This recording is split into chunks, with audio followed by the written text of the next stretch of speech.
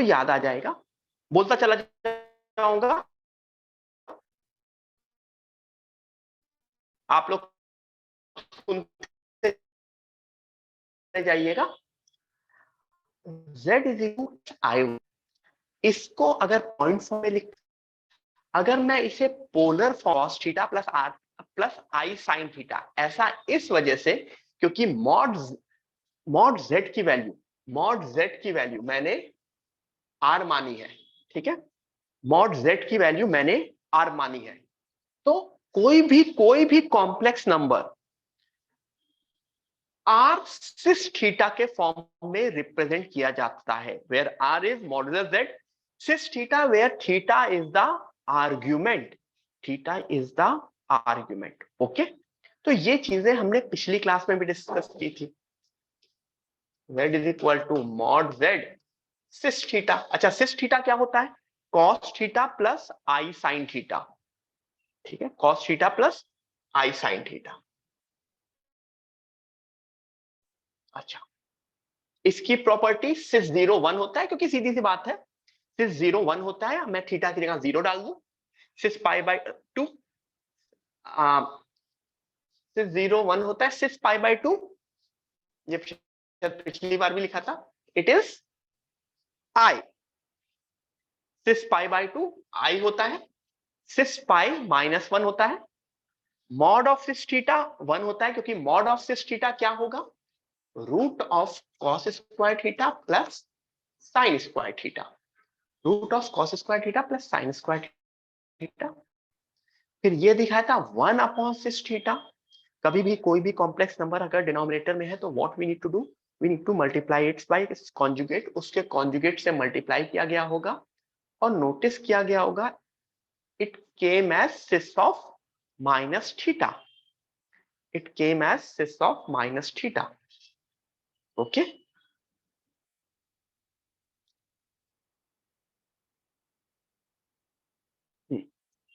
आगे बढ़े तो, और इन जनरल कोई भी cis theta can be written as cis of theta plus 2n pi, क्योंकि 360 डिग्री का रोटेशन तो किसी भी एंगल के साथ कर लेते हैं, कोई भी चेंज नहीं होगा in case of 360 degree rotation. Okay, and last cis theta का बार, सिस थीटा का बार भी सिस ऑफ माइनस थीटा होगा, क्योंकि cis theta bar means cis theta का conjugate means cos theta minus i sine theta. अच्छा, cos theta can be written as cos of minus theta plus I sine of minus theta. ठीक है, तो कोई भी cis theta को अगर denominator में लेके गए तो भी वो इस तरह से लिखा जा सकता है, cis of minus theta, and cis theta का bar is equal to cis of minus theta. ठीक है, अच्छा, अब सबसे इंपॉर्टेंट फॉर्म चीज आई, पिछली बार मैंने प्रूफ किया था तो वापस नहीं प्रूफ कर रहा हूं। सबसे इंपॉर्टेंट चीज आई, cis theta is equal to e की power I theta, very important, cis theta is equal to e की power I theta, this is the Euler's form, this is the Euler's form. Okay, very important Euler's form. Okay, ये कोई short form नहीं है, ये actually होता है, cos theta plus I sine theta is equal to e की power आई theta. ठीक है, और ये लिखने के बाद मुझको बहुत सारी चीजें मेरी इजी हो गई। क्यों? क्योंकि मैंने अगर प्रॉपर्टी की तरह देखा, आर ई की power I theta is R cis theta, क्योंकि दोनों साइड आर आर मल्टीप्लाई कर देंगे, लेकिन मैंने प्रॉपर्टी की तरह देखा तो सिस थीटा 1 इंटू सिस theta 2 become cis theta 1 plus theta 2। ठीक है, अभी तक जब पिछले उसमें हो रहे थे तो आर को इग्नोर कर रहे थे, क्यों? क्योंकि R is some constant, R is the modulus Z, तो मॉडुलस जेड को हम एज्यूम कर ले रहे थे 1। इससे पहले हम सारी की सारी चीजें यूनिटी मॉडुलस के लिए एज्यूम कर ले रहे थे, लेकिन वही चीज है, हर एक प्रॉपर्टी में आगे आर मल्टीप्लाई हो सकता है। वेरी इंपॉर्टेंट, ऐसा क्यों? क्योंकि ई की पावर आई थीटा 1 इंटू ई की पावर आई थीटा 2 बिकम्स ई की पावर आई थीटा 1 प्लस थीटा 2। तो कोई भी दो कॉम्प्लेक्स नंबर को उसके पोलर फॉर्म में मल्टीप्लाई करते हैं तो उनके आर्गुमेंट ऐड हो जाते हैं, θ1 प्लस θ2। डिवाइड करेंगे तो सब्ट्रैक्ट हो जाएंगे। तो इस वजह से इससे एक बहुत ही इंपॉर्टेंट प्रॉपर्टी आ गई, सिस थीटा की power n is equal to cis n theta. ठीक है, cis n theta, very important property. तो ये सारी की सारी चीजें आर्ग्यूमेंट की वजह से आती हैं और आर्ग्यूमेंट को इस तरह से डिफाइन किया जाता है। Got it? क्लियर है यहां तक? ये चीजें मैंने पिछली क्लास में बताई थी, तो आपको पिछली क्लास की चीजें याद होनी चाहिए या रिवाइज करके आना चाहिए। ठीक है, काफी टाइम हो गया है, लास्ट वीक में था नहीं, तो इस वजह से मैं रिवाइज करा दे रहा हूं। तो इस वजह से, इस प्रॉपर्टी की वजह से किसी भी कॉम्प्लेक्स नंबर की कोई भी हाई टू हाई पावर हम निकाल सकते हैं, मुझे कोई टेंशन ही नहीं है। पावर 5 निकालना हो, पावर 100 निकालना हो, पावर 100 बिकम सिस 100 थीटा, और 100 थीटा रोटेशन के बाद एक सिंपल सा थीटा बन जाएगा। क्यों? 72 डिग्री इंटू 100, 700 डिग्री, उसको रोटेट करके आराम से एक अच्छा सा नंबर बन जाएगा 0 से 360 के बीच। प्रॉपर्टीज ऑफ आर्ग्यूमेंट वही चीज है जो argument of z1 into z2, argument z1 plus argument z2 plus 2 के पाए,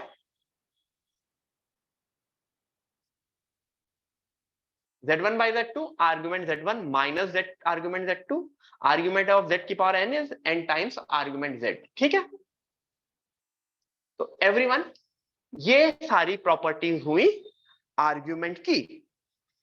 ठीक है, जो प्रॉपर्टीज यूलर्स फॉर्म की थी वही सारी की सारी प्रॉपर्टीज आर्ग्यूमेंट की भी हुई।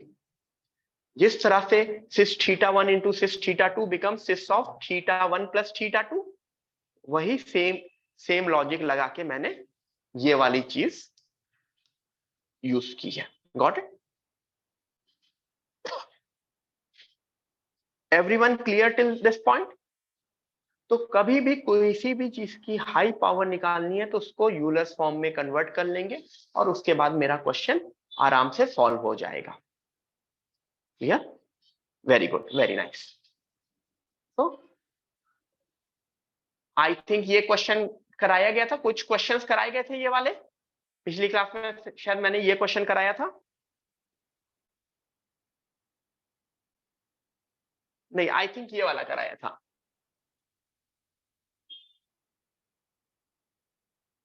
सबसे पहले मैंने ये कराया था, express 1 plus I root 3 in polar form. तो इसको पोलर फॉर्म में लिखने के लिए, इसको पोलर फॉर्म में लिखने के लिए सबसे पहले इसका मॉड z चाहिए, mod z।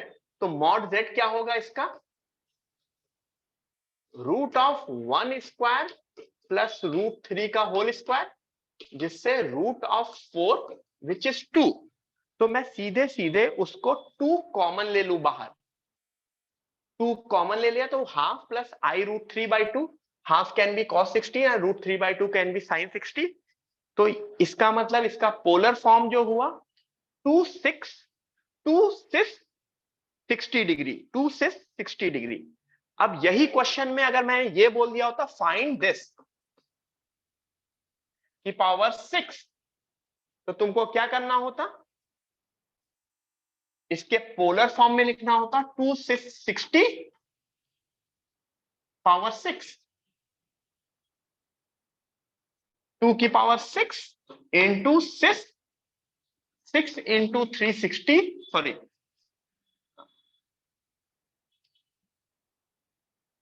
6 into 60 degree which becomes 2 की पावर 6 means 64, 360 डिग्री, 360 डिग्री। तो 360 डिग्री means 1। इतना क्लियर है? यस। सिस 360 डिग्री मीन्स सिस 0 और सिस 0 मीन्स 1। तो आंसर इज 64।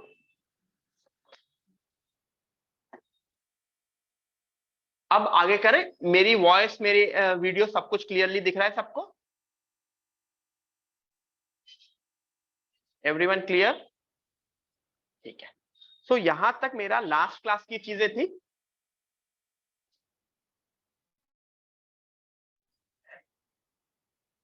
मैं अपने मोबाइल डेटा पे आ जाता हूं। चलो अभी होपफुली ठीक होगा। अभी क्लियर है? कुछ बेटर है?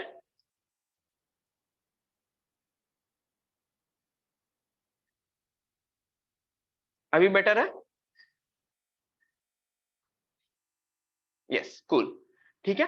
तो this was till last class, जो जो हमने चीजें की थी। अब हम आगे बढ़ते हैं। ओके, ये वही वही चीज था। अच्छा, ये एक रिजल्ट है।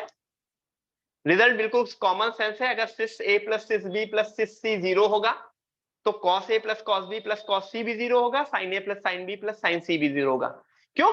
क्योंकि वही चीज है ना, सारे रियल पार्ट एक साथ। ये क्या है? Real part. और ये क्या है? Imaginary part. तो कॉमन सेंस वाली चीज है। ठीक है, कॉमन सेंस वाली चीज है, बट लिख लो, कहीं जगह काम आती है।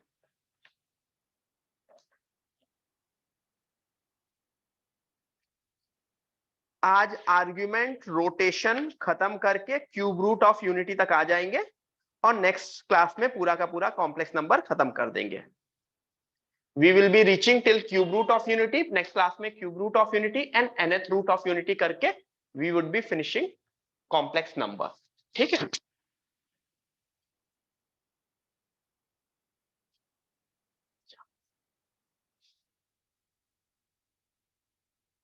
एवरीवन पहले आंसर लिखा था। एवरीवन, इसका आंसर निकालो। Argument of cis pi by 4, इसका आंसर निकालो।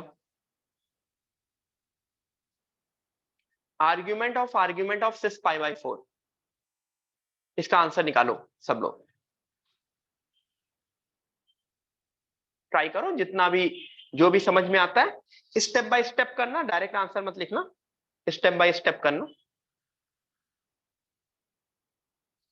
सबसे पहले ये अंदर वाली चीज की, अंदर वाली की, तो it becomes argument of cis pi by 4 becomes pi by 4। अच्छा, पाई बाई 4 का आर्ग्यूमेंट क्या होगा? पाई बाई 4 का आर्ग्यूमेंट, पाई बाई 4 होता क्या है?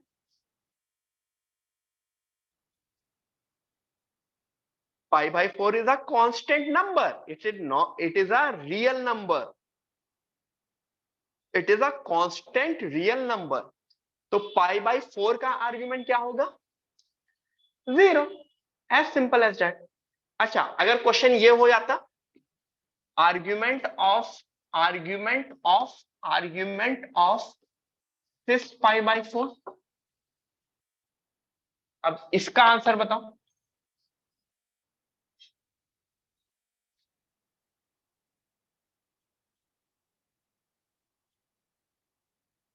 इसका आंसर है not defined. Not defined, very good. काफी लोगों ने आंसर गेस कर लिया था। पहली बार में गलत गेस किया था, लेकिन सेकंड बार में तो गलत सही गेस कर लिया था। क्यों? क्योंकि यहां तक का आंसर तो 0 है, लेकिन 0 का आर्ग्यूमेंट नॉट डिफाइंड। ओके, 0 का आर्ग्यूमेंट नॉट डिफाइंड। अब आगे बढ़े। तो यहां तक हमने सारी प्रॉपर्टीज और बेसिक प्रॉपर्टीज के देख लिए। अब एक क्वेश्चन करते हैं इसके ऊपर बेस्ड। आगे बढ़े।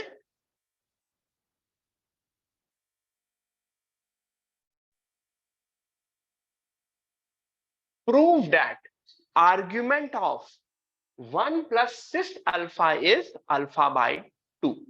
Everyone, prove this. हाँ, मेरे चेहरे से छिप जा रहा है। Prove that argument of 1 plus cis alpha is alpha by 2, where alpha lies from 0 से pi. ठीक है।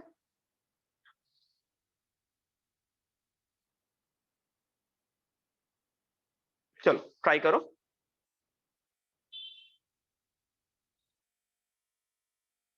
एवरीवन ट्राई करो। हमें इसका आर्गुमेंट प्रूफ करना है कि इसका आर्गुमेंट 0 से अल्फा बाई 2 होगा। किसका आर्गुमेंट? 1 प्लस सिस अल्फा का। यहाँ पे प्रूविंग है, एग्जाम में ऑप्शन आ जाएगा, prove that find the argument of 1 plus cis alpha.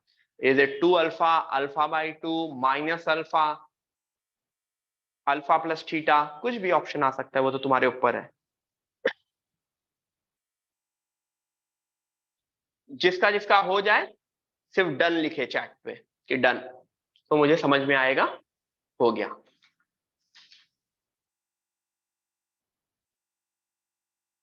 Okay good प्रख्यात। और कोई? बहुत कम लोग। अंकिता ओके, मनस्वी गुड, ठीक है। लोगों के आंसर आने शुरू हुए। विहान गुड, ठीक है। लोगों के आंसर्स आने शुरू हुए, ठीक है।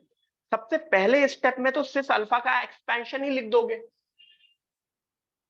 What do you mean by cis alpha? Cis alpha is cos alpha plus I sine alpha. तो ये इसका रियल पार्ट हुआ और ये इसका इमेजिनरी पार्ट हुआ। ये इसका रियल पार्ट हुआ और ये इसका इमेजिनरी पार्ट हुआ, ठीक है। अच्छा, आर्ग्यूमेंट क्या होता था? tan inverse y by x होता था ना, याद करो। The argument was tan inverse y by x। Agree? वो अपने केस में इन जनरल वो tan inverse y by X होता था अगर दोनों पॉजिटिव होते। और जो मुझे नोटिस हो रहा है कि दोनों पॉजिटिव हैं, क्यों? फर्स्ट क्वाड्रेंट में होगा ये 1 प्लस सिस अल्फा, यानी tan inverse sine alpha upon 1 plus cos alpha. Sine alpha को क्या लिख सकते हैं? साइन अल्फा को क्या लिख सकते हैं? अब इसको अल्फा बाई 2 के टर्म से बनाना है, तो मुझको कौन सी प्रॉपर्टी यूज करनी पड़ेगी? Double angle property. तो साइन अल्फा को मैं लिख सकता हूं 2 साइन अल्फा कॉस अल्फा। अच्छा, 1 प्लस कॉस अल्फा भी कोई फॉर्मूला बनता है? Yes, 2 cos square alpha by 2, sorry यहाँ पे बाई 2 लिखते, डबल एंगल या हाफ एंगल फॉर्मूला। तो अब मुझे कुछ ना कुछ कट होता हुआ दिख रहा है। 2 कट होता जा लिख रहा है कॉस अल्फा बाई 2, और ये एक स्क्वायर कट होता दिख रहा है। तो मुझे जो आंसर बन जा रहा है यहाँ पे tan inverse sine alpha by 2 upon cos alpha by 2, मतलब tan इनवर्स के अंदर tan, यानी final answer is alpha by 2। Got it?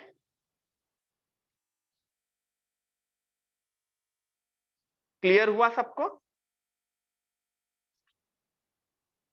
Very good, very good, ठीक है। तो यहां तक होपफुली काफी लोगों ने ऐसे ही किया होगा।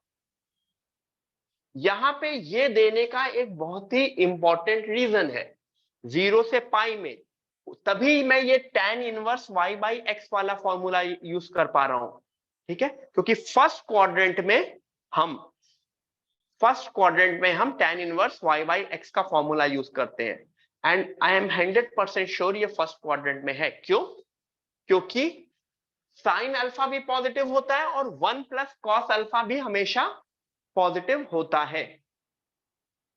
आई रिपीट, साइन अल्फा भी पॉजिटिव होता है और 1 प्लस कॉस अल्फा भी हमेशा पॉजिटिव होता है। तो इस वजह से मैंने tan inverse y by x लिखा, tan inverse sine alpha upon 1 plus cos alpha लिख दिया, सॉल्व कर लिया हाफ एंगल फॉर्मूले से। यहाँ sine alpha by 2 upon cos alpha, ये कॉस है, कॉस अल्फा बाई 2, तो अंदर भी tan अल्फा बाई 2 आ गया, tan इनवर्स और tan कैंसिल हो गया, final answer come out to be alpha by 2। Done यहां तक? एवरीवन यहां तक समझ में आया? ठीक है। अब आते हैं एक बहुत ही इंपॉर्टेंट चीज पे, जिसके ऊपर सीईटी में तो कभी क्वेश्चन नहीं आएंगे, जेई मेन में आ चुके हैं, मतलब that is not a board, that is actually JEE का पार्ट, और जेई में आते हैं। Rotation of complex number, rotation of complex number, rotation of complex number. What do you mean by rotation? Rotation एक वर्ड है, एक complex number, complex number अपने Argand plane में एक पॉइंट की तरह डिफाइन किया जाता है, ठीक है। अब कुछ कुछ ऑपरेशन करके, कुछ कुछ ऑपरेशन करके वो कॉम्प्लेक्स नंबर को हम चेंज कर सकते हैं, मतलब रोटेट कर सकते हैं, ऊपर नीचे कर सकते हैं, आगे पीछे कर सकते हैं, ये चीज। तो अब मैं ये समझाने की कोशिश करूंगा कि क्या ऑपरेशन से कॉम्प्लेक्स नंबर पे क्या इफेक्ट होता है, ठीक है। अच्छा, एक कॉम्प्लेक्स नंबर तुमको दिया हुआ है, तो उसके साथ या तो कोई कांस्टेंट मल्टीप्लाई कर सकते हैं या कोई कांस्टेंट डिवाइड कर सकते हैं, या फिर कोई कॉम्प्लेक्स नंबर मल्टीप्लाई कर सकते हैं या कोई कॉम्प्लेक्स नंबर डिवाइड कर सकते हैं। यही एक कॉमन सेंस है। मोस्ट ऑफ द केसेस में everything is in multiplication, division को भी हम मल्टीप्लीकेशन की तरह ही बोलते हैं, ठीक है, ठीक है। अच्छा, जब हम कांस्टेंट नंबर मल्टीप्लाई कर रहे हैं तो उसमें भी दो चीज है, हम पॉजिटिव कांस्टेंट मल्टीप्लाई कर रहे हैं कि निगेटिव कांस्टेंट, ठीक है।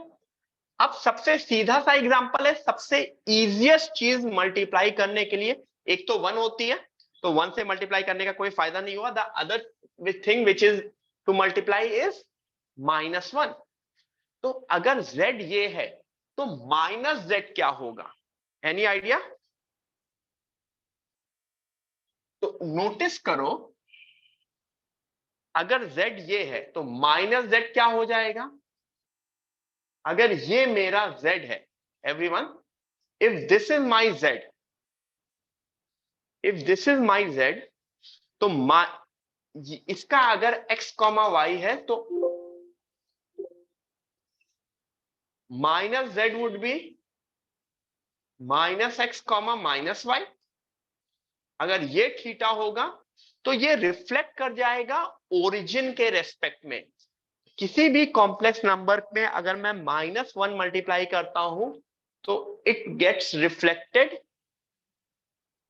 इन टर्म्स ऑफ ओरिजिन, ठीक है। यानी मान लो, सपोज करो अगर पॉइंट यहां होता तो क्या हो जा रहा होता, तो ये यहां आ जा रहा होता। समझ रहे हो? हमेशा ओरिजिन के रिस्पेक्ट में रिफ्लेक्ट कर जाएगा अगर मैं किसी भी कॉम्प्लेक्स नंबर को -1 से मल्टीप्लाई करूं, ठीक है। ये चीज क्लियर हुई सबको? अच्छा, कोई बताएगा r cos 180 plus theta plus i sin 180 plus theta, क्या ये चीज मैंने सही लिखी है? क्या माइनस कॉस थीटा को कॉस ऑफ 180 प्लस थीटा लिख सकते हैं? क्या माइनस साइन थीटा को साइन 180 प्लस थीटा लिख सकते हैं? यस, लिख सकते हैं। और देखो, नोटिस करोगे यहां पे यही हो रहा है, ये थीटा है और ये कॉम्प्लेक्स नंबर कितना है? 180 plus theta, 180 plus theta. Yes,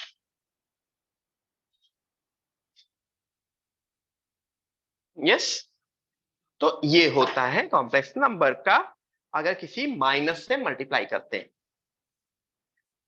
any idea, किसी कॉम्प्लेक्स नंबर का मैंने बार ले लिया, z बार ले लिया, तो क्या हो रहा होगा? जस्ट मुझे बताओ क्या हो रहा होगा?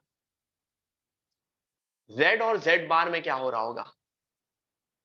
वेरी गुड, काफी लोग आंसर बिल्कुल करेक्ट दे रहे हैं। Yes, it would get reflected with respect to x axis, क्योंकि x y है तो x माइनस वाई हो गया। अगर अभी थीटा था आर्गुमेंट, तो new argument becomes minus theta, क्योंकि मैंने नोटिस किया था ना, z बार का आर्गुमेंट क्या होता था? Minus theta. z बार का आर्गुमेंट माइनस थीटा। तो अगेन, अगर मैं z को z बार लूंगा तो the new argument becomes minus theta और it gets reflected with respect to x axis. ठीक है, ये क्लियर है? अच्छा,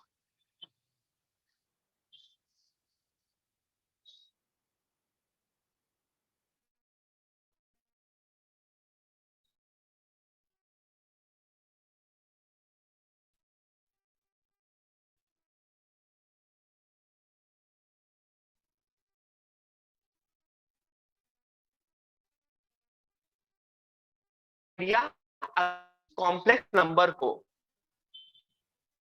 2 से मल्टीप्लाई कर दो, इस कॉम्प्लेक्स नंबर को 2 से मल्टीप्लाई कर दो तो क्या हो जाएगा? किसी कॉम्प्लेक्स नंबर को एक कांस्टेंट 2 से मल्टीप्लाई करो,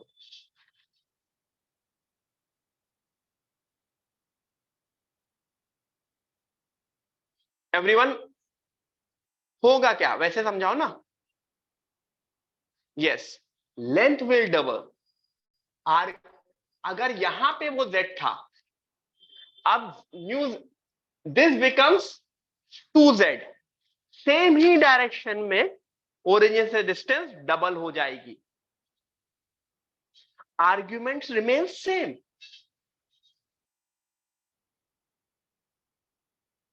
गॉट इट? अगर -2 से मल्टीप्लाई हो रहा होता तो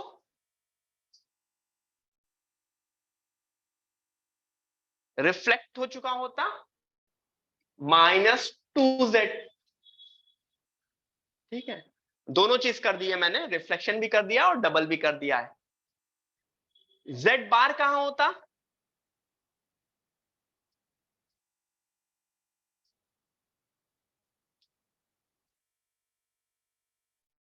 this is z bar.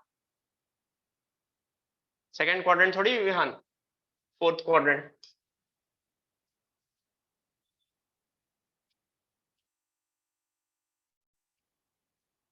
z बार समझ में आ रहा है? ये रिफ्लेक्ट हो जाता है किसके रेस्पेक्ट में? एक्स एक्सिस के रिफ्लेक्ट में। तो किसी भी कांस्टेंट से मल्टीप्लाई करने पे तुम लोग समझ गए ना क्या क्या चीजें पॉसिबल है? ठीक है,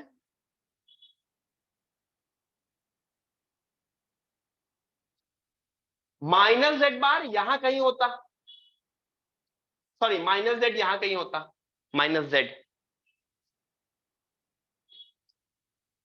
क्योंकि z -z और 2z -2z, z बार यहां पे। Got it? इतना क्लियर हुआ? तो कांस्टेंट से मल्टीप्लाई करने पे क्या हो रहा होगा किसी भी कॉम्प्लेक्स नंबर में, ये समझ गए? वो कांस्टेंट पॉजिटिव नेगेटिव सीधे सीधे दिमाग में आ जाना चाहिए। जिस तरह से जब हमने ग्राफ पढ़ा था, ग्राफ में होता था टू साइन थीटा का ग्राफ, 2 साइन थीटा का graph stretch, half sine theta का graph compress, sine theta plus alpha, sine theta plus alpha, पीछे साइन थीटा माइनस अल्फा, आगे। वो जो चेंजेस समझ में आ रहा था वो समझ में आया?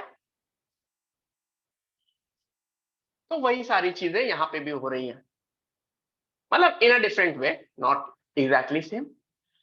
अच्छा, ये z है, ये 2 नहीं है। z into cis alpha. अब क्या होगा? अब मैंने z को एक कॉम्प्लेक्स नंबर से ही मल्टीप्लाई किया, सिस अल्फा से, तो अब क्या होगा? नोटिस करो, z into cis alpha is r cis theta into cis alpha, तो it would be r cis of theta plus alpha. It means अगर ये मेरा z है, ये मेरा थीटा था, तो जो नया कॉम्प्लेक्स नंबर होगा वो ये होगा, where z will get rotated to alpha, this is the new complex number। यानी अगर मैं एक सिस अल्फा से मल्टीप्लाई करता हूं किसी भी कॉम्प्लेक्स नंबर को, तो वो कितने डिग्री से रोटेट कर जाएगा? अल्फा डिग्री से। whenever we multiply a complex number by a, I repeat, whenever we multiply a complex number by a cis alpha, then the complex number gets rotated by alpha degree. अब वो alpha कुछ भी हो सकता है। तो मुझको ये बताओ, अगर मैं किसी कॉम्प्लेक्स नंबर को सिर्फ 30 डिग्री से मल्टीप्लाई करूंगा तो क्या होगा? सिर्फ 30 डिग्री से, तो वो 30 डिग्री रोटेट कर जाएगा anti clockwise, anti clockwise. And cis of -30 degree से करूंगा, so it will rotate clockwise 30 degree. अच्छा, 2 सिस 45 से मल्टीप्लाई किया, 2 सिस 45 से, तो दो चीजें होंगी। पहली चीज, 45 डिग्री से रोटेट करेगा, एज वेल एज लेंथ भी डबल हो जाएगी। हाफ सिस 45 से किया तो 45 डिग्री रोटेट किया एंड हाफ हो जाएगी। अच्छा, कोई बताएगा अगर मैंने आई से मल्टीप्लाई किया, आई से किसी कॉम्प्लेक्स नंबर को सिर्फ आई से मल्टीप्लाई किया तो क्या होगा? गुड प्रख्यात। अगर मैं किसी कॉम्प्लेक्स नंबर को आई से रोटेट मल्टीप्लाई करूंगा, तो आई को सबसे पहले ये सोचो कि आई सिस के फॉर्म में क्या होता था? आई सिस के फॉर्म में क्या होता था? वेरी गुड, बहुत लोग अच्छा आंसर दे रहे हैं। I was cis pi by two, I was cis pi by two. इसका मतलब पाई बाई टू से रोटेट कर जाएगा, 90 डिग्री से रोटेट कर जाएगा एंटी क्लॉकवाइज। तो जैसे I Z will be R cis theta plus pi by two. तो अगर ये जेड, ये Z is equal to 3 plus 4 I है, तो नया I Z would be this, I Z would be this, जिसको अगर वैसे नोटिस करो तो क्या बन रहा होगा? दोनों में आई मल्टीप्लाई कर रहे होंगे तो 3i -4 बन जाएगा। ठीक है, बट मैंने ये देख लिया कि जो rotation would be of 90 degree, the rotation would be of 90 degree. Got it? इतना क्लियर हुआ? Everyone understood?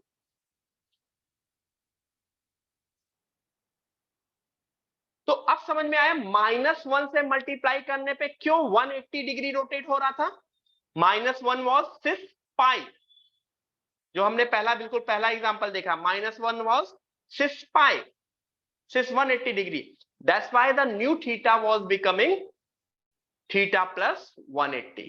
ठीक है, यहां पे आई से मल्टीप्लाई कर रहे हैं और आई मुझको पता होता है, आई क्या होता है? सिर्फ पाई बाई टू। तो cis theta into cis pi by two become cis theta plus pi by two. Got it? Yes. ठीक है, यहां तक क्लियर हो गया सबको? Everyone understood this till this part? ठीक है, हाँ वत्सल क्या बोल रहे हो? First one again, what is the first one?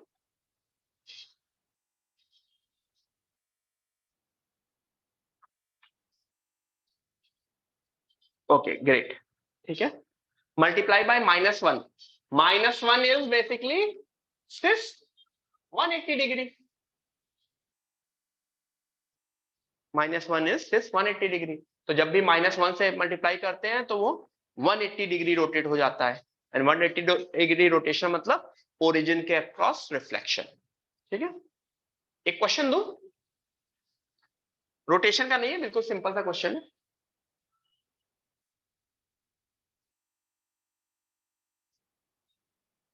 Z is equal to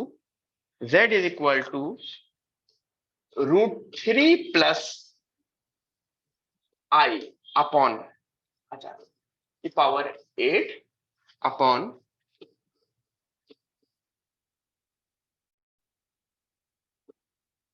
find mod z and argument z। Everyone, ये क्वेश्चन है।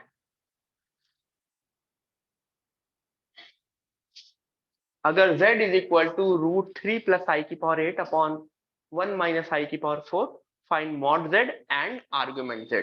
2 मिनट है आप लोगों के पास, करो और इसका आंसर दो, ठीक है।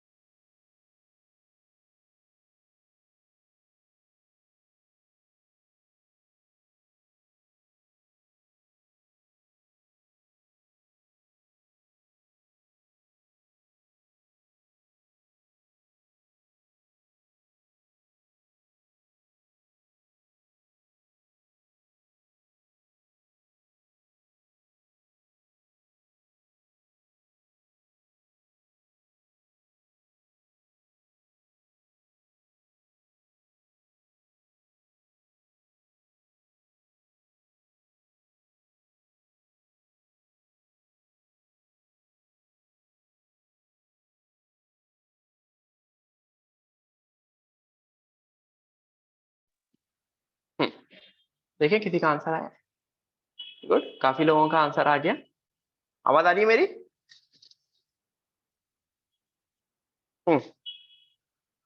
यस। अच्छा,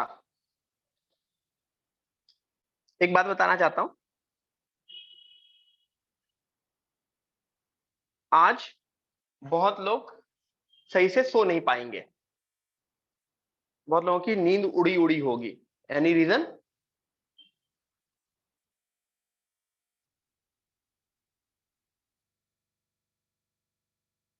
एनी रीजन?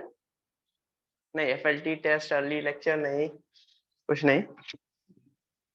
नहीं, अभी से उड़ जाए नहीं। यस, एडवांस रिजल्ट टुमारो, मतलब ऑब्वियसली 1 साल बाद तुम लोगों की भी हालत वैसी ही होगी। कल एडवांस रिजल्ट है, ठीक है? कल एडवांस रिजल्ट है, मतलब ऑब्वियसली, मतलब अच्छा, तुम लोग का नहीं, तुम लोग का नहीं, हाँ, तुम लोगों की वो हालत 1 साल बाद आएगी, 1 साल बाद आएगी। हाँ, ठीक है। सो मुझको भी याद है, मेरा भी एडवांस रिजल्ट का दिन था जब, बट चीज क्या थी? सी, ये तो था, मतलब जब मैं करके आया था तो इतना तो मैं था कि सेलेक्ट हो जाऊंगा, थोड़ा सा अप डाउन हो सकता है बट सिलेक्शन हो जाएगा। The other good thing was कि हमारे टाइम में वो जेई, जिनका भी जेई मेन हो जाता है, मतलब अभी अभी तो जेई मेन, उस टाइम एआई ट्रिपल ई होता था और आईआईटी होता था, अलग अलग होता था। एआई ट्रिपल ई का पहले आता था और आईआईटी का बाद में आता था। The good thing about US की जेई मेन का मतलब जेई मेन एंड एडवांस है, तो मेन का रिजल्ट तो आ ही चुका है। तो जब मेरा मेन का रिजल्ट आया था तो मेरी इतनी अच्छी, मतलब AIEEE का रिजल्ट आया था तो रैंक इतनी अच्छी थी कि आई वॉज श्योर कि टॉप का NIT मिलेगा मुझे, टॉप NIT। कुछ 1400 रैंक थी मेरी AIEEE में, तो ये मैं श्योर हो गया था कि IIT तो मिलेगा, NIT तो मिल गया। तो जब एडवांस का रिजल्ट आ रहा था तो मैं उतना, मैं मतलब वो होता ना कि आ, दिल दिल मतलब धक धक वाला, तो वो धक धक नहीं था कि ठीक है, मतलब जो होगा देख लेंगे। क्या, और फिर IIT का आया तब 829 रैंक थी, which was a good rank. तो उसका होने के बाद फिर मैं AIEEE की काउंसलिंग में भी नहीं गया था, फिर मैं सीधे सीधे सिर्फ IIT की काउंसलिंग में गया था। और उसी बीच UPTU का भी रैंक आ गई थी। UPTU मतलब मैं यूपी से हूं, तो उत्तर प्रदेश का, जैसे CET होता है यहाँ पे, ठीक है। तो CET में रैंक आई थी, 14 रैंक आई थी यूपी में। तो वो तो मतलब अच्छी रैंक थी, 14 रैंक। तो लेकिन उसमें उसको भी कुछ देखने नहीं गया था, सीधे सीधे IIT के लिए गया था, ठीक है। तो वही चीज है। आज भी जिनका मेंस में अच्छा हुआ है फिर भी वो लोग डरते हैं। जैसे अभी हम लोग पूछते हैं ना कि मार्क्स कितने आ रहे हैं, क्या आ रहे हैं, सर आंसर की नहीं देखी, सर नहीं देखी। मतलब 200 तक मार्क्स आ रहे हैं कुछ हमारे बच्चों के फॉर श्योर, बट वही चीज है कि आंसर की नहीं देखी, ठीक है। ठीक है, हाँ, मधुरा पूछ रही है सर आपने IIT बॉम्बे क्यों नहीं सेलेक्ट किया। क्योंकि मैं बॉम्बे का नहीं था, मैं यूपी का था। तो यूपी वालों के लिए IIT कानपुर बहुत फेमस होता है, IIT बॉम्बे नहीं फेमस होता है। तो पहली बात तो IIT कानपुर का एम ज्यादा था, लेकिन कंप्यूटर साइंस मुझे IIT गुवाहाटी में मिल रही थी, तो I went to IIT Guwahati for computer science, ठीक है। अच्छा, अब आ जाते हैं क्वेश्चन पे। ये क्वेश्चन इजी क्वेश्चन है, बहुत ही इजी क्वेश्चन है। अगर मैं अपनी मॉड और आर्ग्यूमेंट की प्रॉपर्टी लगाने की कोशिश करूं, मॉड की प्रॉपर्टी क्या होती है, मॉड कैन बी टेकन, अगर मैं मॉड लगाऊं तो जैसे अगर मैं दोनों साइड यहां पे मॉड लगा दूं, तो सबसे पहले अच्छी बात है कि सबसे पहले मॉड ब्रेक हो सकता है। मैं तो दोनों अलग अलग क्वेश्चन कर रहा हूं, क्यों, क्योंकि एक साथ या तो मॉड पूछा जाएगा या आर्ग्यूमेंट पूछा जाएगा। मैं दोनों को I am considering that as separate question. Mod है तो मैंने मॉड की प्रॉपर्टी लगाया, √3 + i का मॉड की पावर 8 की मॉड की पावर 4। समझ में आया कितना सिंपली हुआ ये। अगर मुझे मॉड निकालना होता, √3 + i का मॉड क्या होगा, √3 + i का मॉड क्या होगा, 2। तो 2 की पावर 8, 1 - i का मॉड क्या होगा, √2, √2 की पावर 4। तो आई थिंक 2 की पावर 6, सॉरी 2 की power 6 would be the answer, which comes out to be 233 64। Am I correct? Very easy। अगर सिर्फ मॉडुलस निकालना हो, आर्ग्यूमेंट भी निकालना हो, तो आर्ग्यूमेंट निकालने के लिए we need to convert it into polar form. और पोलर फॉर्म में दोनों के आर्ग्यूमेंट्स बस देख लेने हैं। उस वक्त मुझे मॉड से कोई फर्क नहीं पड़ता, आर्ग्यूमेंट देख लेते हैं, ठीक है। एनी आइडिया √3 + i का आर्ग्यूमेंट क्या होगा, कोई बता सकता है। √3 + i का आर्ग्यूमेंट निकालना मैंने ऑलरेडी करा रखा है। 2 कॉमन ले लेंगे तो √3/2 और 1/2 cos theta + i sin theta, तो 30 डिग्री, π/6। तो अगर मैं आर्ग्यूमेंट की बात करूं तो ऊपर π/6 का आर्ग्यूमेंट है, और किससे मैं मल्टीप्लाई कर रहा हूंगा, 8 से, 8 से माइनस, क्यों माइनस, डिनोमिनेटर, क्यों माइनस, डिनोमिनेटर, ठीक है। डिनोमिनेटर का आर्ग्यूमेंट क्या है, 1 - i का आर्ग्यूमेंट क्या है, -45 डिग्री, -π/4। फोर्थ क्वाड्रेंट का होता था, फोर्थ क्वाड्रेंट, -π/4। तो क्या लिख सकते हैं इसको, 4 टाइम्स माइनस पाई बाई 4। बस मेरा क्वेश्चन हो गया। My question is done. My question is done. 8 pi by 6 मतलब 4 pi by 3 plus pi, that comes out to be 7 pi by 3। 7 pi by 3 को आंसर तो 7 पाई बाई 3 सही है, लेकिन अगर इसको मैं 0 से अपने प्रिंसिपल आर्गुमेंट के टर्म्स में लिखूंगा तो आंसर क्या होगा? 7 पाई बाई 3 का प्रिंसिपल आर्गुमेंट क्या होगा? इसमें 2 पाई मैं माइनस कर सकता हूं। 7 pi by 3 minus 2 pi comes out to be pi by 3. Got it? So this way I can write my answer in a best possible form. Got it? Everyone understood?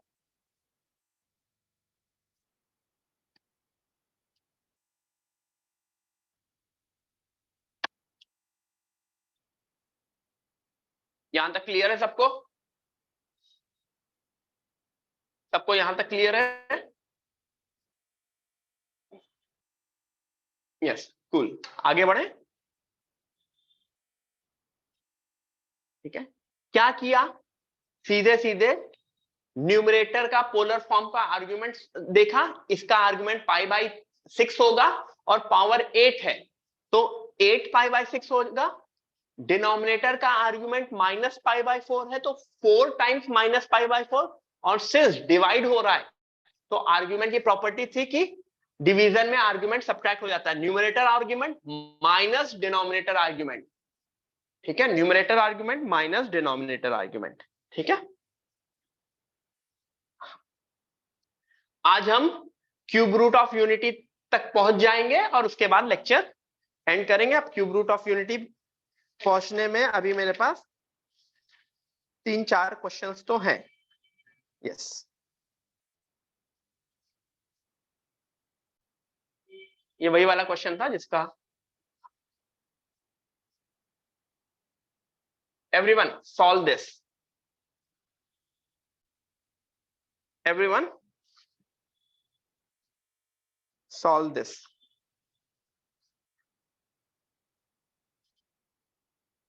Z1 is equal to 6 root of this, Z2 is equal to 6 root of this, Z3 is equal to 6 root of this. Find K if Z1 cube plus Z2 cube is equal to K times Z3 cube. सब mod नीचे mod लिखा है और ऊपर complex number लिखे हैं।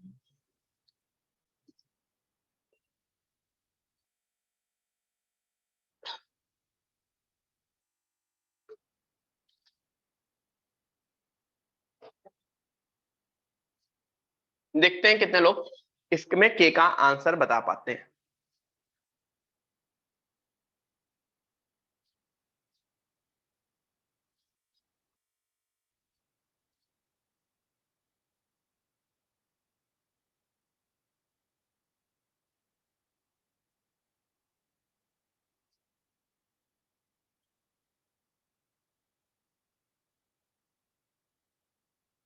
अच्छा, देखने में क्वेश्चन जितना भी गंदा लगे, लेकिन सॉल्व करने में क्वेश्चन बहुत ही इजी है। क्यों?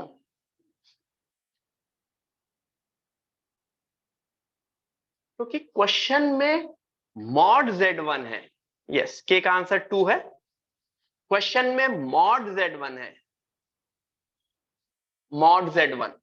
तो Z1 क्या है? अगर मैं Z1 नोटिस करूं, Z1 is 1 minus I upon 1 plus I root 3 की पावर 1/6 है।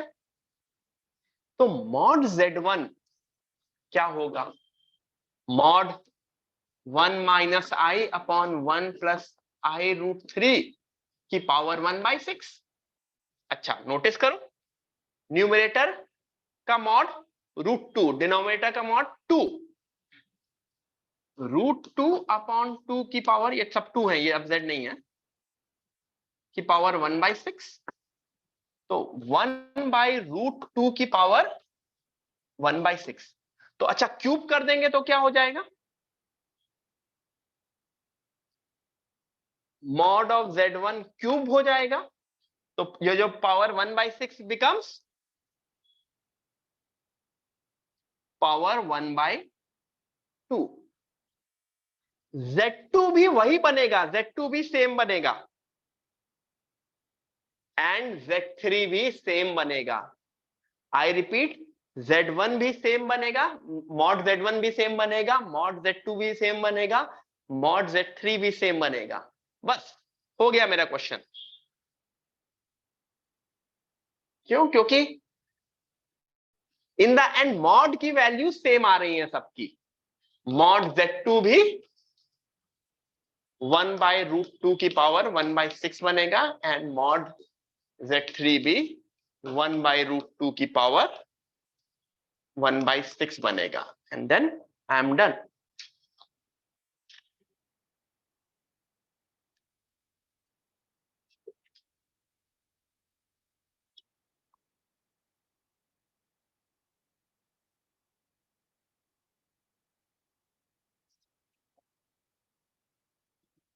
This was a easy question, but my favorite for today's class is next question.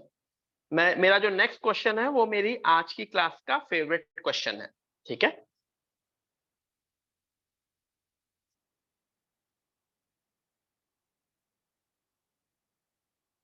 तो आंसर इसका 2 आ जाता है।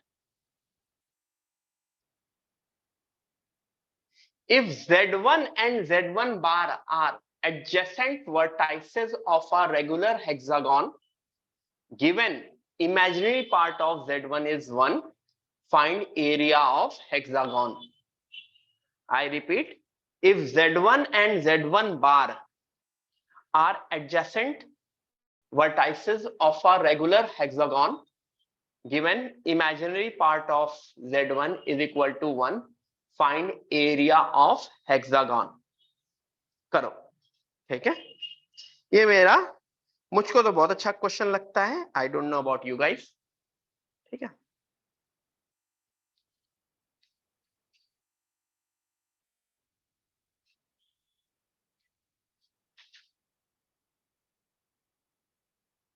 करो, ट्राई करो सब लोग।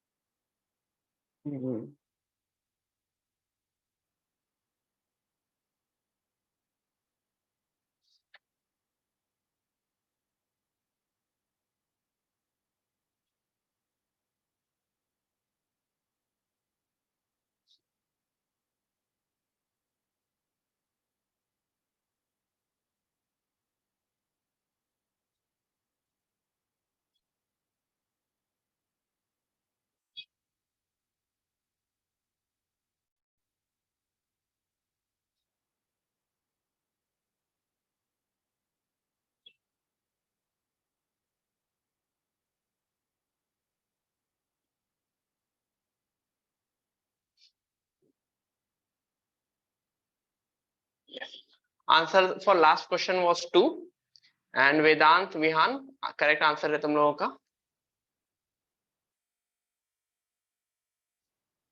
Yes, good. ठीक है, यस, बहुत ही सिंपल और ब्यूटीफुल क्वेश्चन है ये संकेता। मतलब कुछ अपने 10th का बेसिक सा फॉर्म है और अपना अभी आज जो मैंने रोटेशन या वो बोला उसका है। अच्छा, इमेजिनरी पार्ट ऑफ Z1 1 दे रखा है, तो अगर Z1 को मैं एज्यूम करूं x प्लस आई, क्यों, y वो है। अच्छा, Z1 और Z1 बार किस तरह से होता है?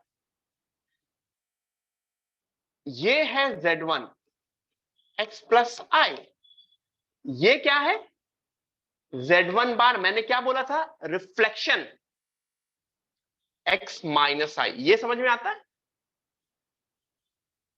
Z1 और Z1 बार ये दोनों वर्टाइसेस हैं of a regular hexagon. Hexagon पता है?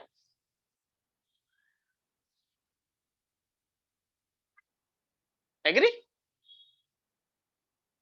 ये एंगल क्या होगा? 60 डिग्री। तो तुमको समझ में आता है हेक्सागोन में 60 डिग्री के 60 डिग्री के 6 इक्विलेटरल ट्राइंगल बनते हैं, इक्विलेटरल ट्राइंगल 60 डिग्री के। अच्छा, ये एक इक्विलेटरल ट्राइंगल है, आंसर इज 6√3। ये एक इक्विलेटरल ट्राइंगल है। किसी भी इक्विलेटरल ट्राइंगल का एरिया निकालने के लिए कोई भी उसकी साइड पता हो, इस ट्राइंगल की कोई साइड पता है? यस, पता है। ये है, ये साइड है 2, लेंथ है 2, लेंथ। क्यों? क्योंकि it was x axis, x axis के ऊपर भी 1 है, एक्स एक्सिस के नीचे भी 1 है। तो ये जो लेंथ है इसकी, ये बन गई 2, क्योंकि ये प्लस आई माइनस आई, तो ये लेंथ है 2। अच्छा, ये लेंथ अगर 2 है तो आई थिंक √3/4 ए स्क्वायर होता है area of a triangle. Am I correct? तो √3/4 into 2 square comes out to be √3। एक ट्राइंगल का एरिया √3 है, तो the final answer would be 6√3। क्यों? There are 6 triangle, there are 6 triangle. Got it? Very good. So this way I can say, इसमें हल्का सा, बिल्कुल हल्का सा बार का कॉन्सेप्ट उठाया है। बार का कि बार रिफ्लेक्ट हो जाता है, ठीक है। मैथमेटिकली भी सॉल्व कर सकते हैं इसको, एज्यूम करके x प्लस आई वाई, एक्स माइनस आई वाई, ये डिस्टेंस, लेकिन फिगर से बहुत ही इजीली और बहुत ही जल्दी सॉल्व होता है। आगे बढ़े।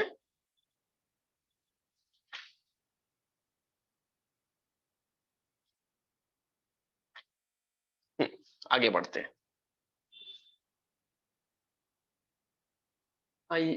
ये वाला किसी काम का क्वेश्चन नहीं था।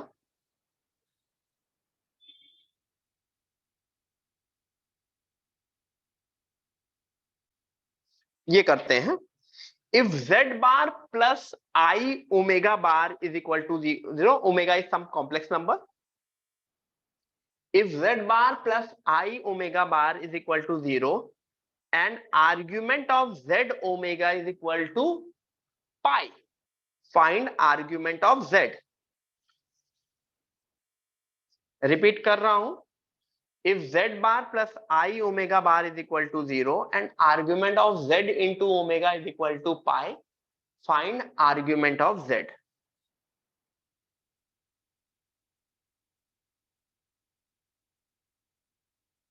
सिर्फ और सिर्फ प्रॉपर्टी लगानी है और क्वेश्चन सॉल्व करना है। ट्राई करो सब लोग।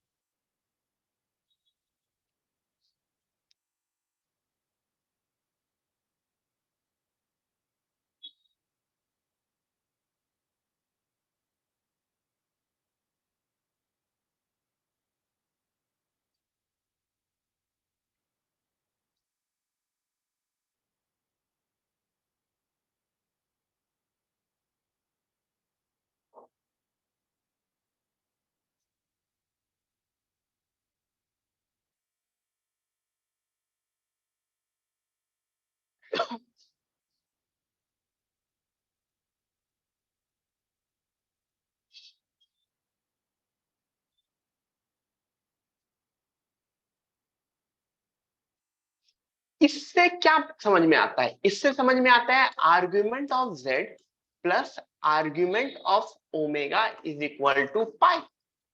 क्यों? क्योंकि जब भी कोई दो कॉम्प्लेक्स नंबर मल्टीप्लाई होते हैं, उनका आर्ग्यूमेंट ऐड हो जाता है, ठीक है। तो z इंटू ओमेगा का argument would be argument of z plus argument of omega, ठीक है। पहली एक चीज ये समझ में आई। इसको सॉल्व करते हैं, z bar is equal to minus times I omega bar, ठीक है। अब इसका मतलब argument of z bar is equal to argument of minus I plus argument of omega bar. ये मेरी एक दूसरी इक्वेशन निकली। अच्छा, जेड बार का आर्ग्यूमेंट जेड जेड के रेस्पेक्ट में क्या बनता था, minus times argument of z. Minus i का आर्ग्यूमेंट तुमको पता है माइनस पाई बाई टू होता है। आई का argument pi by two, minus i का argument minus pi by two, क्योंकि वो निगेटिव वाई एक्सिस पे होगा। और argument of omega bar will be again minus argument of omega. तो मेरे पास दो इक्वेशन बन गई। कौन सी दो इक्वेशन बन गई? Equation number one, equation number one, this is equation number two. क्या मैं इन दोनों को यूज करके आर्ग्यूमेंट ऑफ जेड यूज निकाल सकता हूं? सिंपली निकाल सकता हूं। यहां से आर्ग्यूमेंट ऑफ ओमेगा इसमें सब्स्टिट्यूट कर दूं, दैट्स इट। अगर मैं वहां से आर्ग्यूमेंट ऑफ ओमेगा इसमें सब्स्टिट्यूट कर दिया तो argument of minus argument z minus pi by two minus argument of omega would be pi minus argument of Z. बस मेरा क्वेश्चन सॉल्व हो गया। ओपन कर देंगे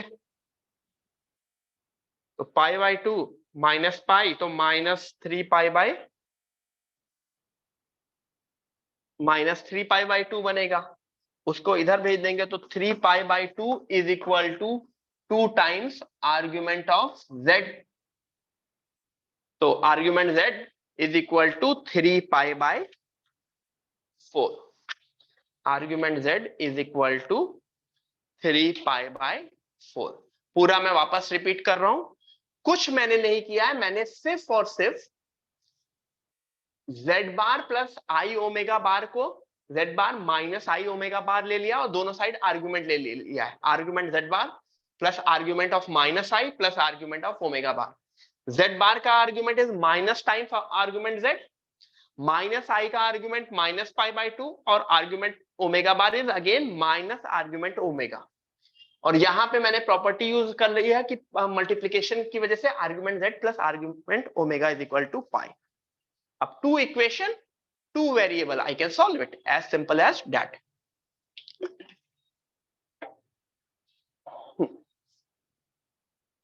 ग्रेट, ठीक है, यहां तक समझ में आया? किसी को कोई confusion?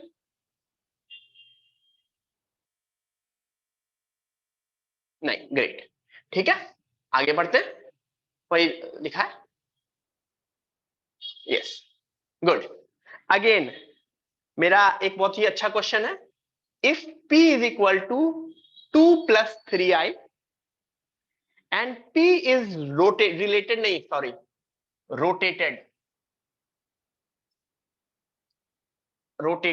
Everyone, P is rotate किया गया है, ठीक है, is rotated by 90 degree in clockwise and anti-clockwise direction to get Q and R. Find Q and R and also area of triangle PQR. ठीक है, पहले क्वेश्चन लिख लो और साइड बाय साइड मुझे बताओ। कोई अच्छी फिल्म आई है? कोई अच्छी फिल्म रिलीज हुई है? कुछ देखने का मन कर रहा है?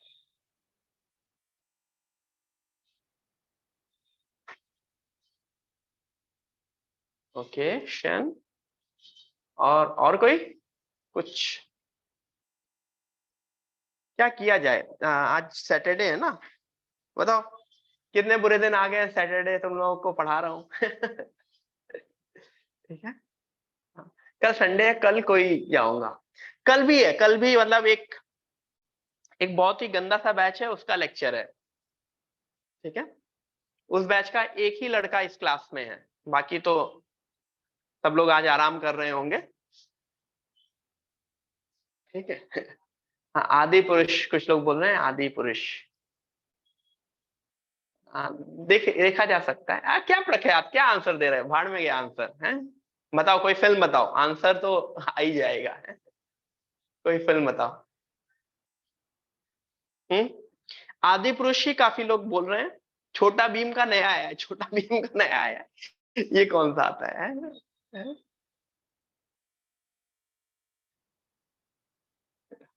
हाँ वेदांत, यस, कल की क्लास में बात करेंगे, ठीक है। हाँ, ठीक है। हाँ, कोई बारबी की भी कोई फिल्म आने वाली है ना, कुछ ट्रेलर देखा था मैंने। रैन गॉस रैन कौन है वो, रैन गॉसलिंग या कोई एक्टर है उसका। हम्म। हाँ, यस, देखा था। देखते हैं कोई। आम बाबी ना, पता नहीं, बारबी मैंने तो बचपन में बारबी से नहीं खेला तो फ्लैश, अच्छा फ्लैश का भी कुछ है। यस।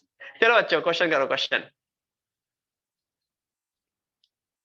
मैं बचपन में देखता था, आई डोंट नो, मतलब अरे उस दिन बैठे बैठे थे, तो सब लोग बैठे थे, हम लोग, मैं था, आ, गौरव सर थे, शशांक सर थे, और कौन था, मैं, गौरव सर, शशांक सर, और एक और सर थे। हम चार लोग बैठे बात कर रहे थे, रोहित सर नहीं थे।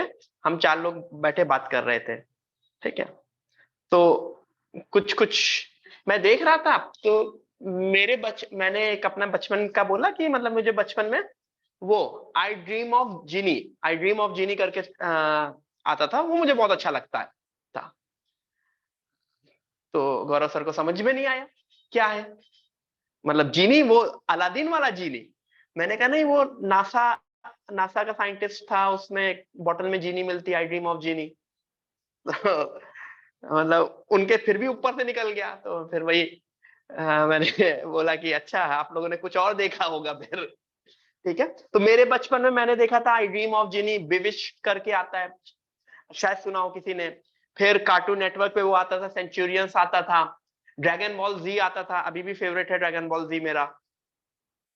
फिर स्वैट कैट आता था, पॉपॉय शो आता था मॉर्निंग में, मतलब पॉपॉय शो आता था बचपन में। तो मैं अपना ब्रेकफास्ट जब होता था, क्या कहते हैं, जैसे बस आनी होती थी, तो आई थिंक 7:30 कुछ बस आती थी, यस, 7:30 बस आती थी, तो मैं 7 to 7:30 अपना ब्रेकफास्ट कर रहा होता था और पॉपॉय शो देख रहा होता था। सेंचुरियंस करके एक बहुत अच्छा शो था, मतलब ये सब कार्टून्स है। I dream of Jeannie and Bewitched तो टीवी टीवी सीरीज है। शशांक सर को पता था आई ड्रीम ऑफ जिनी, ठीक है। शशांक सर थोड़े थोड़े से मतलब हिप एंड हैपनिंग थे, लेकिन बाकी गौरव सर का थोड़ा सा गड़बड़ था। गौरव सर बचपन में वही देखते होंगे, शायद शक्तिमान देखते होंगे, हैं। ड्रैगन अभी भी गौरव सर को वो सारी चीजों का कोई मतलब नहीं है। फिल्म भी उनको उनको मैं उनके साथ मैं गया था टॉप गन देखने, टॉप गन, ठीक है। तो उन्होंने टॉप गन पहली वाली भी नहीं देखी थी। तो पहले वाली मैं स्टोरी बता रहा था कि देखो टॉप गन में ये हुआ था, ये टॉम क्रूज है ऐसा ऐसा हुआ था, अब ये टॉप गन मैवरिक है, ठीक है। कोई नहीं, उन्होंने, हाँ बाकी ड्रैगन बॉल जी तो मतलब मेरे, जब मैं शायद, कब था, जब मैं पहले स्कूल में था तब देखा, हाँ पावर पफ गर्ल भी आता था। जब स्कूल में था तो ड्रैगन बॉल जी देखता था। फिर जब आईआईटी में पहुंचा, तो अचानक से ड्रैगन बॉल जी के सारे एपिसोड्स आ गए, वो होता ना डाउनलोड करके, तो बिल्कुल लाइन से, मतलब कुछ 200-250 एपिसोड। जब मैं पहुंचा था ना आईआईटी, तब तक मैंने शायद 62 एपिसोड्स देखे थे, मुझे बहुत अच्छे से याद है। 60 एपिसोड्स देखे थे उसके, ड्रैगन बॉल जी के। और आईआईटी पहुंच के 250 एपिसोड्स देख के, तो मतलब भर भर के पूरे सारे एपिसोड्स मतलब लाइन से देखे। अब अभी भी कुछ आया, बीच बीच में फिल्म आया करती है उसकी, तो देखते हैं। फिर एक एक बार दिवाली थी या कुछ था, मेरी तबीयत खराब हुई थी, मतलब तबीयत खराब हुई थी आईआईटी में। टॉम एंड जेरी भी देखते थे ऑब्वियसली, ठीक है। तबीयत खराब थी, तो बेड पे, हॉस्टल में 2 दिन मैं बेड पे ही था। तो उस 2 दिन में मैंने लॉर्ड्स ऑफ द रिंग पूरा देखा था, तीनों पार्ट एक्सटेंडेड वर्जन, पूरा Lords of the Ring extended version. Books पढ़ने का शौक नहीं था, तो काफी लोगों ने बुक्स बुक्स पढ़ रखी होती हैं, मतलब मेरा बुक्स पढ़ने का शौक नहीं था, तो बाकी मतलब वो सब देखते थे, ठीक है। तो मजा आया था आईटी के डेज। चलो वाह, everyone do this question. If there is a P here, if there is a P here, 2 + 3i and if it is rotated by 90 degree in clockwise and anti-clockwise direction to get Q and R। तो तुमको समझ में आता है Q कैसे मिल रहा होगा, R कैसे मिल रहा होगा? Q लाने के लिए मुझे किससे मल्टीप्लाई करना पड़ेगा? I से, और R आने के लिए माइनस I से। बस यही कॉन्सेप्ट इसमें। अगर इसमें I से मल्टीप्लाई किया तो this comes out to be -3 + 2I, और अगर माइनस I से मल्टीप्लाई किया तो this comes out to be 3 - 2I। तो मेरे P Q R मिल गए, दैट्स इट। उसके बाद मैं चाहे तो मैं अपना स्ट्रेट लाइन वाले कॉन्सेप्ट से भी एरिया ऑफ ट्राइंगल निकाल सकता हूं। कौन सा स्ट्रेट लाइन का कॉन्सेप्ट होता था? हाफ डिटर्मिनेंट ऑफ 2 3 1 -3 2 1 3 - 2 1, याद है? 3 पॉइंट से 2D में ऐसे भी निकालते थे, या फिर अपना ये 90 डिग्री है, इनफैक्ट ये 90 डिग्री है, तो ये एक स्ट्रेट लाइन होगी ऑब्वियसली। तो एरिया तो फिर मैं निकाल सकता हूं। आई थिंक 13 आते ही है। एरिया क्या आता है? किसी ने निकाला है?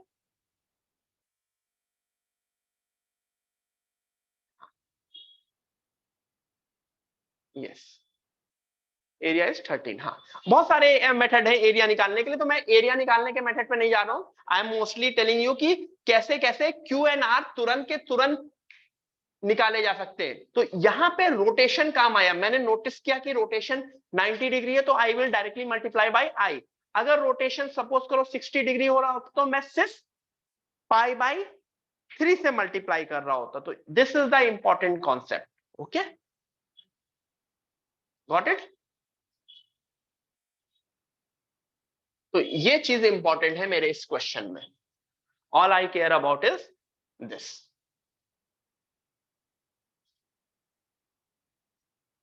क्या हो गया? अच्छा, next question.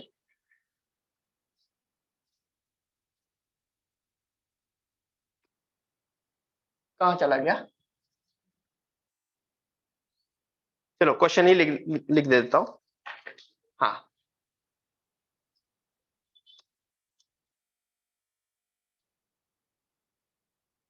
To adjacent vertices of a square, ये बताना, are origin and 3 + 4i, find other two vertices। Everyone, 2 vertices तुमको बता दिए गए हैं एक स्क्वायर के, which are origin and 3 + 4i। तुमको बाकी 2 vertices बताने हैं कि क्या होंगे।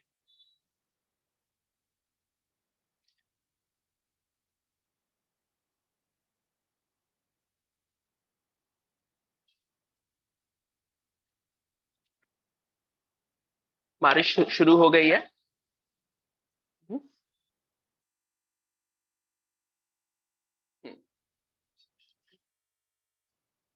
मेरा हाथ की तस्वीर है तू।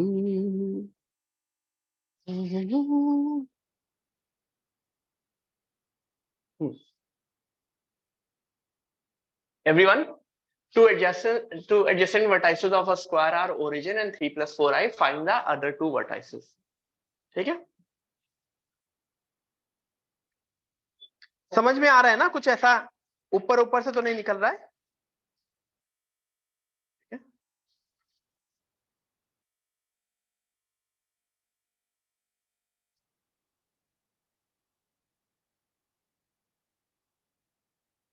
मलाड में बारिश नहीं हो रही है? अच्छा, तो अंधेरी में ही हो रही है क्या बारिश?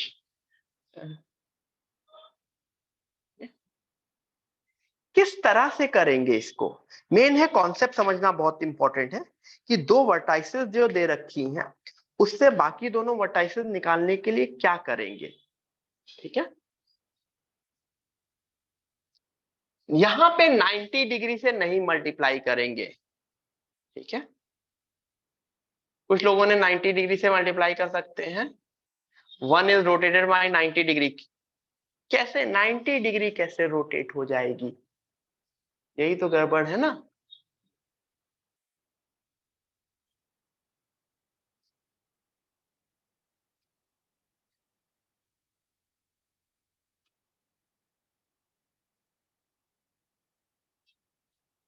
कुछ समझो, एक वर्टाइस ये दी है और एक वर्टेक्स 3+4i दिया गया है। ये दोनों वर्टेक्स दी गई हैं। अब यहां पे एक्चुअली समझो, दो तरह के स्क्वायर बन सकते हैं। पहली बात तो ये समझो, दो तरह के स्क्वायर बन सकते हैं। कैसे? One square could be this और one square could B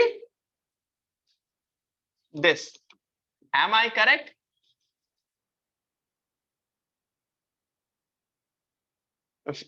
square जैसा लग नहीं रहा है, but it is a square. ठीक है, अब दूसरी चीज ये समझो, किस तरह से तुम्हें 3+4i, एक अच्छी बात है कि यहां पे ओरिजिन दे रखा है। 3+4i को अगर 90 डिग्री से रोटेट करोगे तो ये वाला पॉइंट तो मिल जाएगा तुमको। 3+4i को 90 डिग्री से बस रोटेट कर दो, और -90 डिग्री से रोटेट करोगे तो ये वाला पॉइंट मिल जाएगा। ये दो पॉइंट निकालना बहुत इजी है। 3+4i को i से मल्टीप्लाई कर दोगे तो क्या बन जाएगा?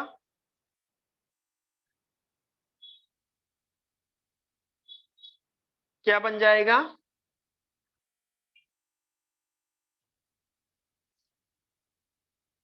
-4+3i, और ये वाला पॉइंट मिल जाएगा 4-3i। What about this point? ये पॉइंट निकालने के लिए क्या करना पड़ेगा? ये ऊपर वाला पॉइंट कितने डिग्री से रोटेट करना पड़ेगा? 45 डिग्री से रोटेट करना पड़ेगा। और भी कुछ करना पड़ेगा? सिर्फ 45 डिग्री से रोटेट करके डन, कि और भी कुछ करना पड़ेगा? दो चीज करनी पड़ेंगी। मल्टीप्लाइड बाय √2, √2 इंटू सिर्फ 45 डिग्री इंटू 3+4i। ये √2 क्यों मल्टीप्लाई कर रहे हैं? क्योंकि the sides is becoming a diagonal. Sides और डायगोनल में स्क्वायर में √2 का मल्टीप्लीकेशन हो जाता है। तो this should be the answer. मतलब √2 सिर्फ मतलब 1/√2 प्लस i/√2, 3+4i। बहुत अच्छी बात है कि √2 हट गया, तो 1+i का मल्टीपल 3+4i से मल्टीप्लाई करते हैं। 3 -4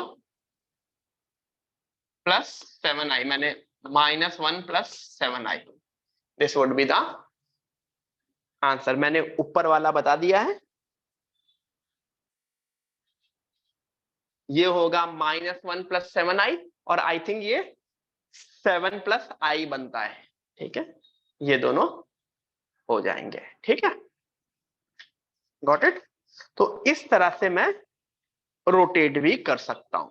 ठीक है, this is the rotation part. आगे बढ़े।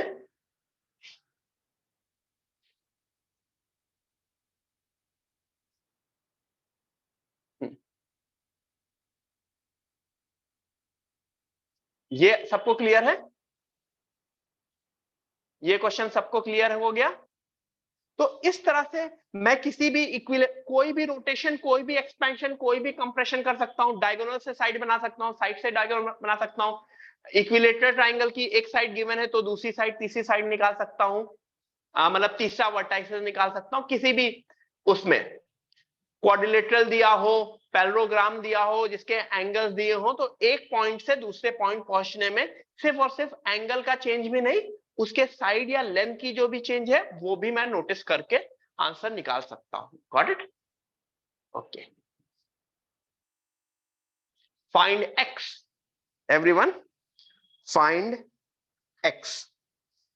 If x plus 1 by x is equal to 2 cos theta, find x. करो, बिल्कुल सिंपल सा question.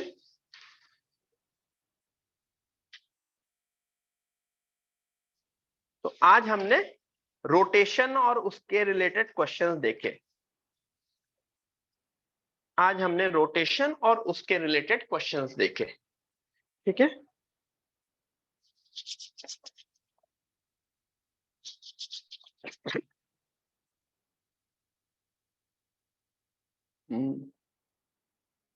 There is a chance कि वेंसडे की क्लास हो। चांसेस वेंसडे की डेट का है, नेक्स्ट वेंसडे मैं cube root of unity and nth root of unity पढ़ा के कॉम्प्लेक्स नंबर पूरा खत्म कर दूंगा, ठीक है।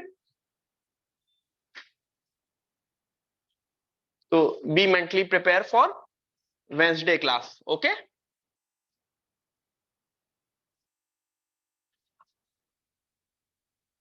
ठीक है, और वेंसडे की क्लास के बाद मैं पूरे उसकी पीपीटी भी शेयर कर दूंगा, बट वेंसडे की क्लास के बाद। उससे पहले अगर कुछ भी आपका छूटता है तो यूट्यूब पे देखो, ठीक है। जब मैं पीपीटी शेयर करूंगा तो उसमें कुछ एडवांस लेवल के भी प्रॉब्लम्स होंगे, कुछ एडवांस लेवल के भी प्रॉब्लम्स होंगे, उसको भी आप घर पे सॉल्व करने का ट्राई कीजिएगा, ठीक है। थोड़ा सा पीपीटी, थोड़ी सी डिटेल्ड पीपीटी रहेगी, जिसमें ज्यादा क्वेश्चंस होंगे, कुछ मिसप्रिंट हो सकता है तो वो भी ध्यान रखना, but I will share the full PPT, okay. But after Wednesday, not before that, नहीं तो तुम लोग लिखते नहीं हो। अभी जो भी क्लास है, कुछ भी छूटा, okay, very good Vedant, you got the answer. बाकी लोग भी आंसर निकालो, जो भी आंसर निकालते हैं, बहुत लोग आंसर निकाल लेते हैं लेकिन लिख नहीं पाते या बोलते नहीं, इट इज ऑल्सो ओके, कोई इशू नहीं है, लिखोगे तो अच्छी बात है। 1 कहां से आ गया प्रख्यात, 1 कहां से आ सकता है? 1 होता तो आंसर 2 नहीं होता, मतलब एक्चुअली जो एक्चुअल क्वेश्चन था वो ये था, फाइंड x की power n upon 1 plus x की पावर n। तो सबसे पहली चीज तो तुमको x निकालनी होती थी। द एक्चुअल क्वेश्चन वाज, ये सॉल्व नहीं था, x plus 1 by x is equal to 2 cos theta, find x की power n plus 1 by x की पावर n, ठीक है। तो सबसे पहले उसको यूज करके मैं क्वेश्चन सॉल्व करूंगा। X square plus 1 upon x is equal to 2 cos theta, cross multiply किया, यहाँ पे x आएगा, 2 cos थीटा इंटू एक्स, सबको, this becomes a standard quadratic equation, this becomes a standard quadratic equation. तो एक quadratic equation को solve करने के लिए फॉर्मूला मेथड यूज किया, 2 cos theta minus b plus minus root b square minus 4ac upon 2a। वो use करने से मुझको ये नोटिस हुआ कि जो मेरी x की वैल्यू हो रही है, वो क्या हो रही है, एक इमेजिनरी वैल्यू आ रही है, which is coming out to be cos theta plus minus i sine theta. मतलब पहली बार 2 वैल्यू आ रही है, कुछ लोग मुझे सिर्फ एक वैल्यू सिस थीटा बोल रहे थे, मेरे 2 आंसर आ रहे हैं, सिस थीटा भी और सिस ऑफ माइनस थीटा भी। आई रिपीट, सिस थीटा और cis of minus theta. Am I correct?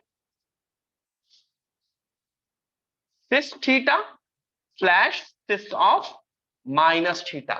अब मैं क्वेश्चन पे आ जाऊंगा, एक्स की पावर एन मान ले सिस एन थीटा, मतलब cis n theta plus 1 upon cis n theta. अच्छा, डिनोमिनेटर में अगर 1 upon cis n theta becomes cis n theta plus cis of minus n theta. ये क्या हो गया, इरेज करते हैं इसको, सिस एन थीटा माइनस, नहीं sorry, plus cis of minus n theta. अच्छा, सिस का फॉर्म एक्सपेंशन क्या होता है, cos theta plus I sine theta, this becomes cos theta minus i sine theta. तो दोनों के साइन साइन वाले कैंसिल हो जाएंगे, the final answer would be 2 times, now this is cos n theta, now this is cos n theta. तो मेरा final answer is cos n theta. अगर मैं ये सिर्फ ऑफ माइनस थीटा लेके भी सॉल्व करूंगा तब भी मेरा फाइनल आंसर आएगा cos n theta, 2 times cos n theta. So that is my final answer for this particular question. Got it?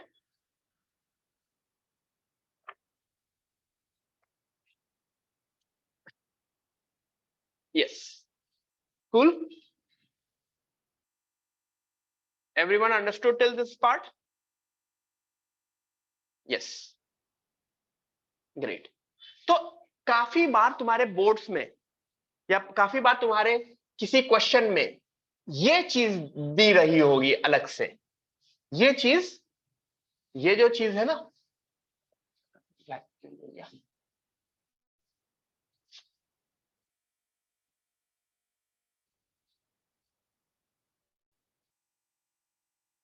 ये चीज दी रही होगी, तो इससे सीधे सीधे तुम्हें रिजल्ट निकल आएगा। कौन सा रिजल्ट? ये वाला रिजल्ट। और ये वाले रिजल्ट को मैं आगे यूज कर सकता हूं। ठीक है, गॉट इट?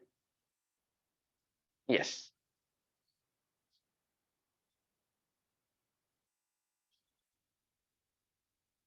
वही वही चीज बोलिए।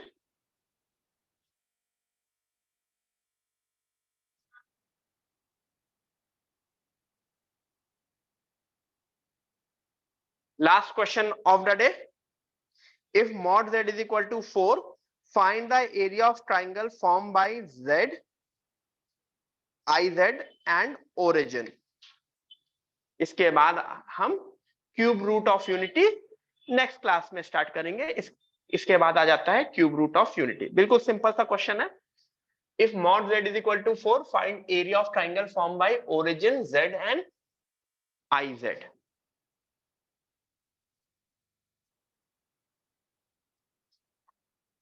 वेरी गुड, बहुत ही सिंपल सा है, जस्ट एक रिवीजन टाइप का होता है कुछ लोग।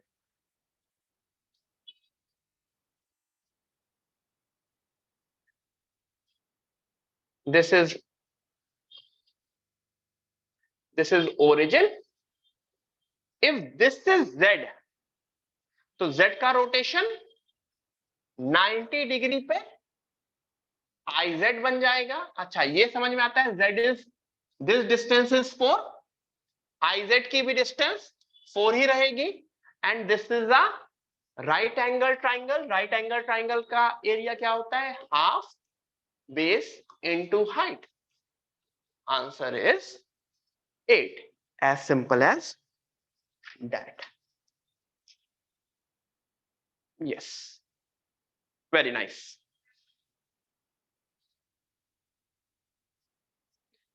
तो होपफुली सबको रोटेशन का कॉन्सेप्ट समझ में आ गया होगा। कभी भी मैं किसी भी चीज से मल्टीप्लाई करूंगा, किस तरह से कौन सा कॉम्प्लेक्स नंबर कैसे रोटेट होता है। ठीक है,